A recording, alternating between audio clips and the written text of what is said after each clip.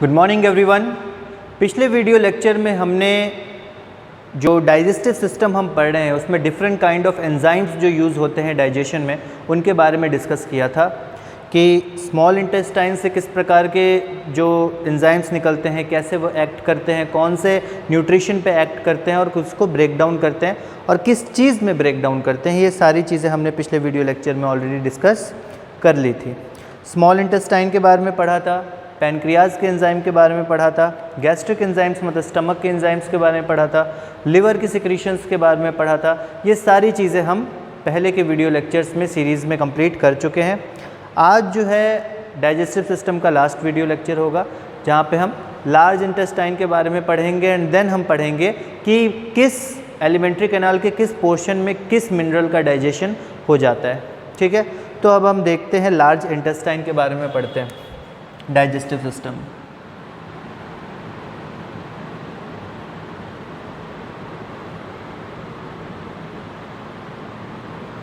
Large intestine.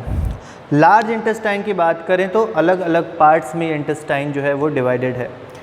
Starting part caecum, ascending colon, transverse colon, descending colon and rectum.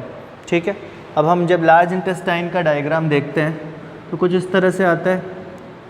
एक यहाँ पे structure नीचे, that is vermiform appendix, and then ये ऊपर बढ़ता जाता है, राइट इसी तरह से होता है।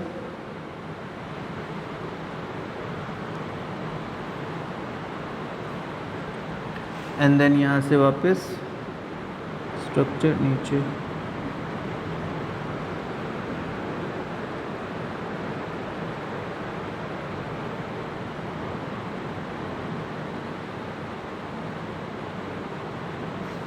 ठीक। तो लार्ज इंटेस्टाइन का स्ट्रक्चर कुछ ऐसा ही होता है और इसके अंदर जो है स्मॉल इंटेस्टाइन स्थित रहता है। ये जो स्ट्रक्चर है ये है वर्मीफॉर्म अपेंडिक्स, जिसको हम वेस्टिजियल ऑर्गन के रूप में जानते हैं। ठीक है, मतलब इसका कोई स्पष्ट फंक्शन जो है हमारे सामने नहीं है।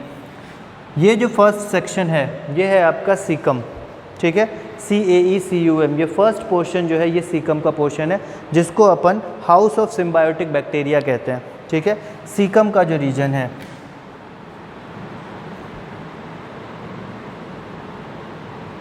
सीकम, ये क्या है? House of symbiotic bacteria.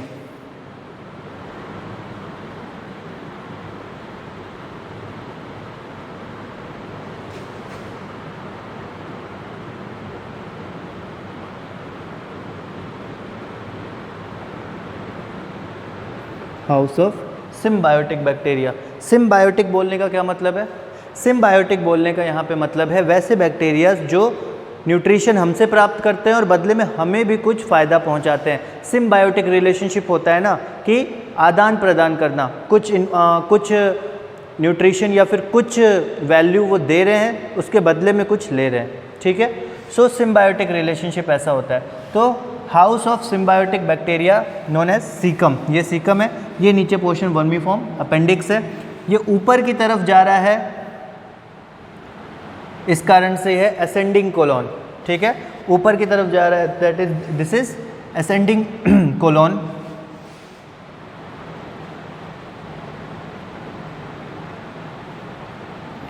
Ascending colon ये साइड में जा रहा है इसलिए ये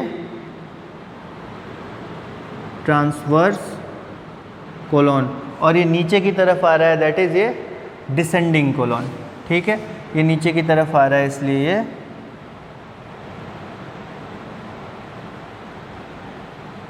डिसेंडिंग कोलॉन। तो ये इस तरफ से और ये इस तरफ। ठीक, नीचे वाला पार्ट हो गया रेक्टम। ठीक, तो स्मॉल लार्ज इंटेस्टाइन की बात करें तो इन पोर्शंस में डिवाइड होता है caecum, ascending colon, transverse colon, descending colon, rectum. Rectum part बोल भी सकते हैं, कभी कभी एलिमेंट्री कैनाल में रेक्टम को हम अलग भी रखते हैं। ठीक है, अब इसके बाद अगर अपन लार्ज इंटेस्टाइन में और बात करें, सबसे पहला पॉइंट तो हो गया सीकम जो है हाउस ऑफ सिम्बायोटिक बैक्टीरिया है। उसके बाद किसी भी प्रकार का एंजाइमेटिक सिक्रीशन लार्ज इंटेस्टाइन में नहीं होता है। ठीक है,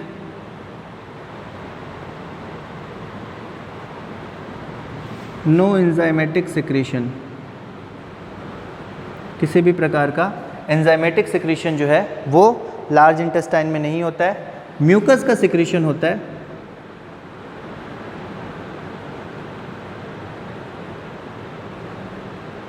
म्यूकस का सिक्रीशन होता है लार्ज इंटेस्टाइन में। उसके अलावा अगर अपन बात करें, वाटर का एब्जॉर्प्शन लार्ज इंटेस्टाइन में होता है, मिनरल्स का और कुछ ड्रग्स का एब्जॉर्प्शन जो है लार्ज इंटेस्टाइन में होता है।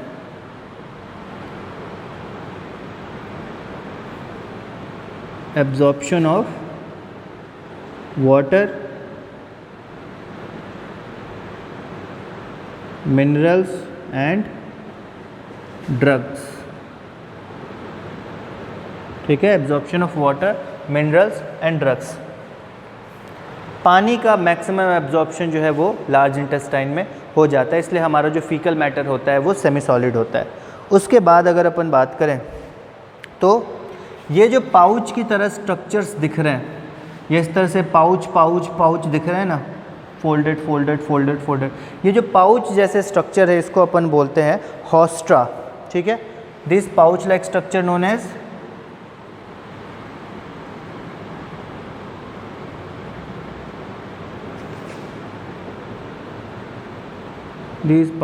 structure known as hostra।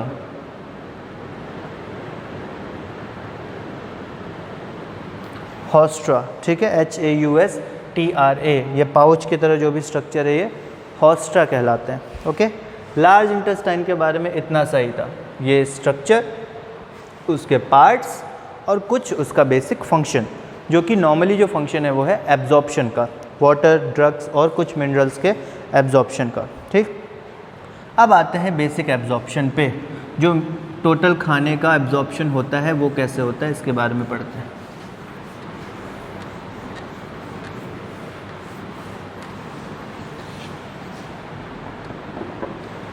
अब अगर अपन एब्जॉर्प्शन की बात करें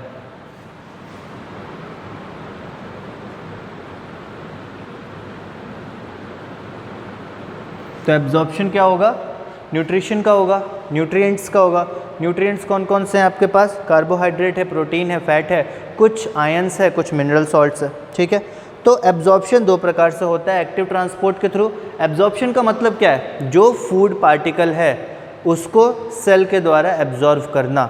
ठीक है, तो सेल के अंदर, सेल मेम्ब्रेन के अंदर जाना उस चीज़ का। सेल मेम्ब्रेन के अंदर जाने के लिए ट्रांसपोर्ट मैकेनिज्म लगेगा। ट्रांसपोर्ट मैकेनिज्म हमने ऑलरेडी पढ़ा था, एक एक्टिव ट्रांसपोर्ट होता है, दूसरा पैसिव ट्रांसपोर्ट होता है। तो उन्हीं दो में से किसी एक मशीनरी का, एक मैकेनिज्म का यूज़ करके ये जो न्यूट्रिशन है, ये जो आयंस है, ये जो मिनरल्स है, ये भी ट्रांसपोर्ट होंगे।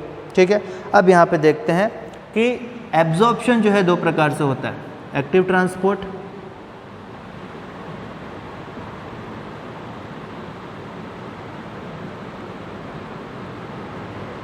और उसके बाद पैसिव ट्रांसपोर्ट। ठीक है, एक्टिव ट्रांसपोर्ट के बाद और आता है पैसिव ट्रांसपोर्ट। पहले एक्टिव ट्रांसपोर्ट देख लेते हैं।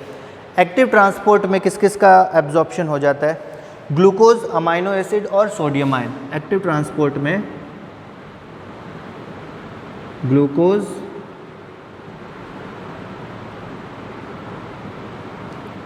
अमाइनो एसिड और उसके साथ साथ सोडियम आयन, इन तीन का एब्जॉर्प्शन जो है वो एक्टिव ट्रांसपोर्ट के थ्रू किया जाता है। अब ऐसा नहीं कि सिर्फ एक्टिव ट्रांसपोर्ट के थ्रू किया जाएगा, ग्लूकोज का एब्जॉर्प्शन जो है वो पैसिवली भी होता है, अभी हम देखेंगे।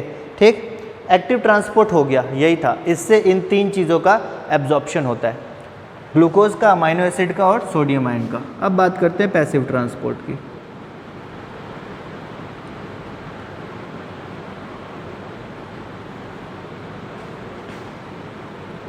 पैसिव ट्रांसपोर्ट में डिफ्यूज़न की बात कर रहे हैं, क्योंकि यहाँ पे सॉलिड सब्सटेंसेस है, पानी के अलावा बाकी चीज़ों के एब्जॉर्प्शन की बात कर रहे हैं। तो डिफ्यूज़न दो प्रकार के हमने पढ़े थे, सिंपल और facilitated.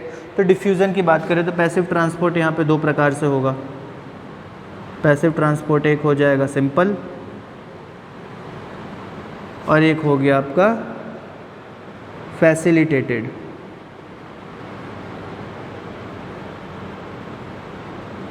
Simple diffusion and facilitated diffusion, ये दो प्रकार के डिफ्यूज़न होंगे। सिंपल डिफ्यूजन से ट्रांसपोर्ट होगा वापस से ग्लूकोज मॉलिक्यूल का, सिंपल डिफ्यूजन से ट्रांसपोर्ट होगा अमाइनो एसिड का, और सिंपल डिफ्यूजन से ट्रांसपोर्ट होगा क्लोराइड आयंस। सिंपल डिफ्यूजन से वापस से ग्लूकोज, अमाइनो एसिड, एंड उसके बाद आता है क्लोराइड आयंस। इन तीनों का जो ट्रांसपोर्टेशन है वो सिंपल डिफ्यूजन की मदद से होगा। और उसके बाद फैसिलिटेटेड डिफ्यूजन में वापस से glucose, amino acid and fructose. Facilitated की बात करें, glucose, amino acid and fructose, इनका एब्जॉर्प्शन होगा। ठीक है।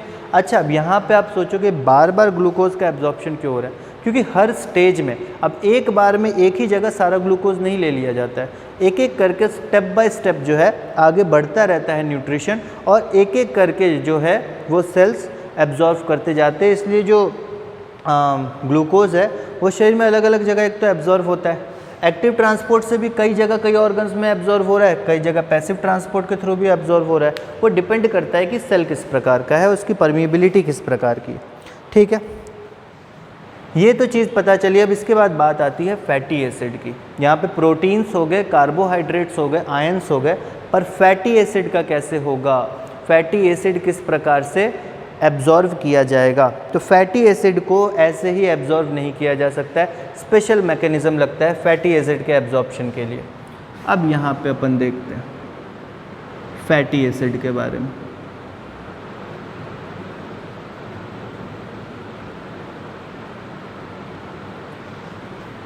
फैटी एसिड की अगर अपन बात करें, मतलब हमारे पास क्या है? ग्लिसरॉल है, फैटी एसिड है, इसी को तो एब्जॉर्व करवाना है ना? तो हमारे पास ग्लिसरॉल है और क्या है? फैटी एसिड है, इसका हमें करवाना है एब्जॉर्प्शन। ठीक है, मैं यहाँ पे ऊपर फैटी एसिड की जगह लिख देता हूँ लिपिड्स, ज़्यादा बेटर रहेगा। लिपिड्स का करवाना है हमें एब्जॉर्प्शन। लिपिड्स का एब्जॉर्प्शन कराना है हमारे पास। लिपिड्स को हमने ब्रेक डाउन किया था ट्राइग्लिसराइड को डाइग्लिसराइड में, डाइग्लिसराइड को मोनोग्लिसराइड में। तो हमारे पास क्या आया था? ग्लिसरॉल, फैटी एसिड, ये पहले ही पढ़ चुके हैं। अब उसके बाद की बात करें, ये जो फैटी एसिड है, हाँ, ये फैटी एसिड को कवर किया जाता है एक प्रोटीन से, that is known as chylomicron. ठीक है, काइलोमाइक्रोन से कवर किया जाता है फैटी एसिड को। सबसे पहले तो ये फैटी एसिड जो ग्लिसरॉल फैटी एसिड का मॉलिक्यूल है,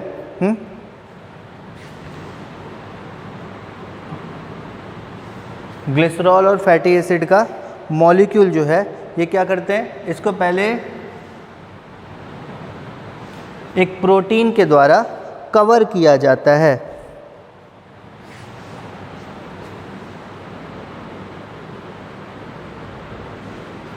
प्रोटीन का नाम क्या है? काइलोमाइक्रोन। यहाँ पे मान लो प्रोटीन की कवरिंग आ गई, नोन एज काइलोमाइक्रोन। ठीक है, उसके साथ ही साथ इसको प्रोटेक्शन प्रोवाइड होती है बाइल सॉल्ट्स की। बाइल सॉल्ट इसको कवर करते हैं,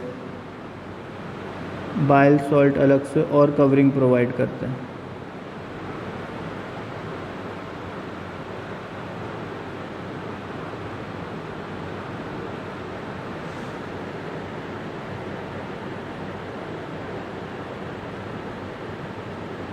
तो ये क्या है? बाइल सॉल्ट की कवरिंग। ठीक है, सो बाइल्ड सॉल्ट जो है और कवरिंग जो है प्रोवाइड करते हैं, एक तरह से प्रोटेक्शन प्रोवाइड करते हैं। ओके, ये जो पूरा अच्छा नहीं, एक चीज़ और, प्रोटीन कवरिंग से पहले बाइल सॉल्ट की कवरिंग होती है। जब सिर्फ बाइल सॉल्ट की कवरिंग होती है, इसको हम बोलते हैं माइसेल। ठीक है, इसको बोलते हैं माइसेल। जब सिर्फ बाइल सॉल्ट की कवरिंग होती है, काइलोमाइक्रोन की कवरिंग नहीं आती। जब प्रोटीन की कवरिंग आ जाती है तब इसको अपन बोलते हैं काइलोमाइक्रोन। ठीक, तो मतलब कि अगर यहाँ पे ट्राइग्लिसराइड है, ये मॉलिक्यूल है, इस पे सिर्फ बाइल की कवरिंग होगी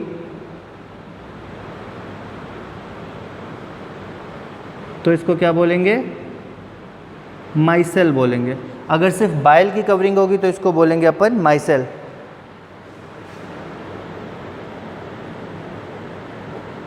सिर्फ बाइल की कवरिंग को बोलेंगे अपन माइसेल। और बाइल के साथ साथ अगर प्रोटीन की भी कवरिंग आ जाएगी देन इसको अपन बोलेंगे काइलोमाइक्रोन। ठीक है, ये चीज़ आपको याद रखनी है। अब ये जो प्रोटीन कवरिंग है काइलोमाइक्रोन की, अब ये मदद करती है ट्राइग्लिसराइड को एब्जॉर्व होने में। ठीक है, ट्राइग्लिसराइड इसके बाद जाके जो ब्लड वेसल है उसमें लिम्फेटिक वेसल के अंदर जाके एब्जॉर्व हो जाता है। काइलोमाइक्रोन को कवरिंग के बाद जो फैटी एसिड है, जो ट्राइग्लिसराइड के मॉलिक्यूल टूटे हैं, वो किस में चले जाते हैं? लिम्फेटिक वेसल में जाके एब्जॉर्व हो जाते हैं फैटी एसिड के मॉलिक्यूल्स। ठीक है, समझ में आ गया? लिम्फ वेसल होते हैं ना, ब्लड वेसल, उसके साथ साथ लिम्फ वेसल भी होते हैं, तो लिम्फ वेसल में इनका एब्जॉर्प्शन हो जाता है। फिर बात करते हैं अपन कि डिफरेंट काइंड ऑफ ये जो एलिमेंट्री कैनाल के हमारे अलग अलग ऑर्गन्स हैं, वो अलग अलग ऑर्गन्स किस प्रकार से अलग अलग टाइप के जो न्यूट्रिशन है उनको एब्जॉर्व करते हैं, उसके बारे में पढ़ते हैं।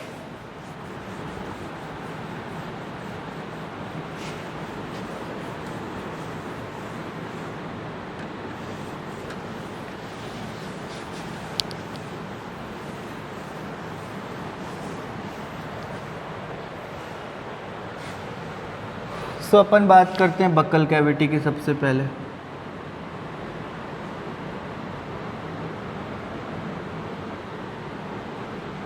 बक्कल कैविटी में एब्जॉर्प्शन होता है ड्रग्स का, दवाइयों का। कुछ दवाइयों का जो एब्जॉर्प्शन है वो बक्कल कैविटी में ही हो जाता है।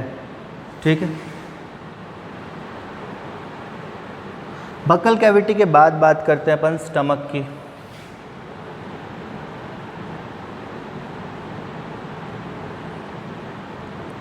स्टमक के अंदर एब्जॉर्प्शन होता है पानी का और अल्कोहल का, water and alcohol.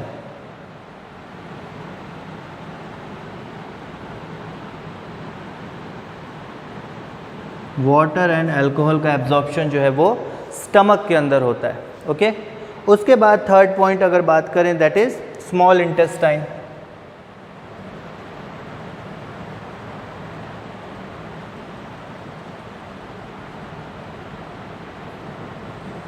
Small intestine में जितने भी न्यूट्रिशन है उनका एब्जॉर्प्शन हो जाता है।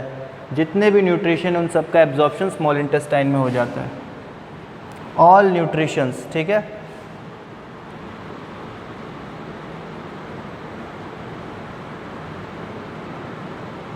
ऑल द न्यूट्रिएंट्स, जितने भी न्यूट्रिएंट्स हैं इनका एब्जॉर्प्शन स्मॉल इंटेस्टाइन में हो जाता है। फाइनली लार्ज इंटेस्टाइन में ड्रग्स, वाटर,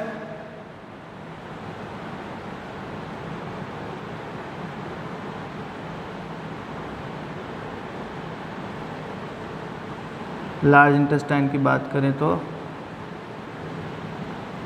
ड्रग्स, वाटर, उसके साथ साथ कुछ मिनरल्स भी हैं जिनका एब्जॉर्प्शन जो है लार्ज इंटेस्टाइन में वो हो जाता है। ठीक है,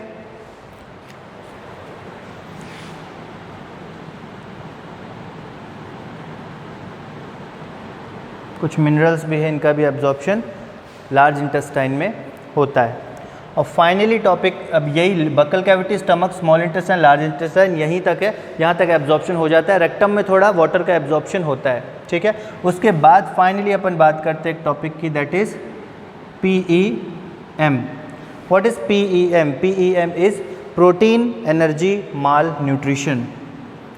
PEM stands for protein energy mall nutrition.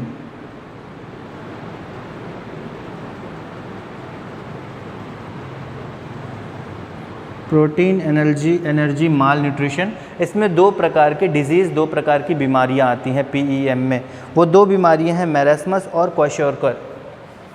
पहली बीमारी है मैरास्मस, ठीक है।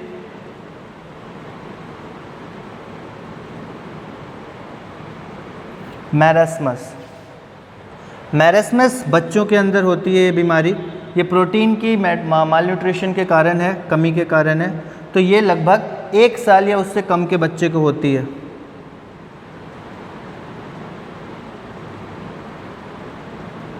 एक साल से कम के बच्चे को होती है ये मैरास्मस बीमारी।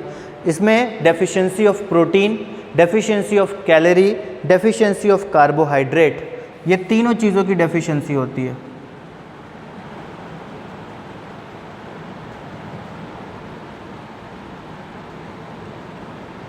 Protein, carbs and calorie. Protein, carbohydrate और कैलोरी तीनों की डेफिशिएंसी होती है, तीनों की कमी होती है। उसके अलावा बच्चा जो है काफ़ी अनहेल्दी और पतला हो जाता है, ठीक है।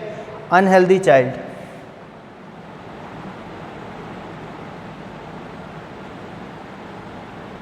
ये इसके लक्षण है, ठीक है। बहुत पतला हो जाता है, थिन हो जाता है। और जो दूसरी बीमारी है दैट इज़ क्वाशोरकर।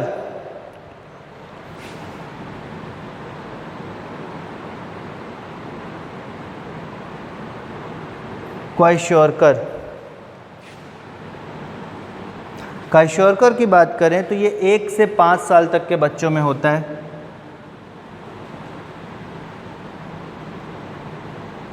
एक से 5 साल तक के बच्चों में होता है।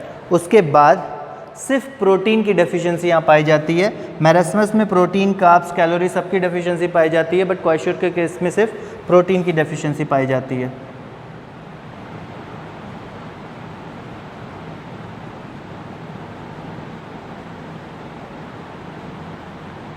Only protein deficiency. और इसके बाद फाइनली इस क्वाशोरकर डिजीज़ में होता क्या लक्षण, जो भी बच्चा होगा उसका पेट बिल्कुल फूला हुआ होगा, ठीक। पेट फूला होगा, ऐसे किसी ने हवा भर दी उस तरह से पेट फूला हुआ होगा, ठीक है।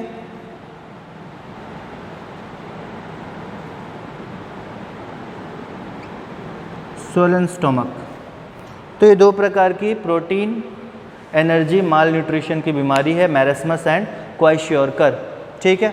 तो ये था अपना पूरा का पूरा चैप्टर ह्यूमन फिजियोलॉजी में डाइजेस्टिव सिस्टम, जहाँ पे ह्यूमन डाइजेस्टिव सिस्टम हमने डिटेल में इन डेप्थ स्टडी की।